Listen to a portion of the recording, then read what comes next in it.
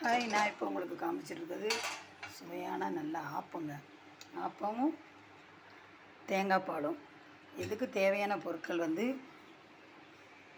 பச்சரிசி 200, புழுங்கலரிசி 100, உளுந்து 50, வெந்தயம் 1 ஸ்பூன், தேங்காய் இந்த இதுக்கு அரை மூடி.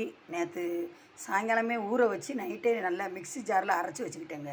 இப்போ காலையில் எழுந்திரிச்சி தேங்காய் பால் இதில் இந்த மிச்ச முடியே தேங்காய் பாலை எடுத்து வச்சுக்கிட்டேன்.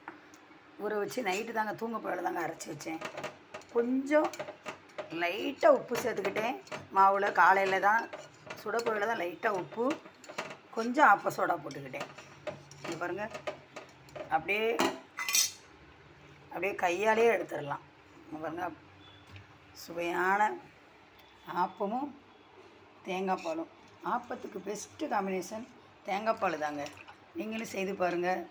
பிடிச்சிருந்தா லைக் பண்ணுங்கள், ஷேர் பண்ணுங்கள், சப்ஸ்கிரைப் பண்ணுங்கள்.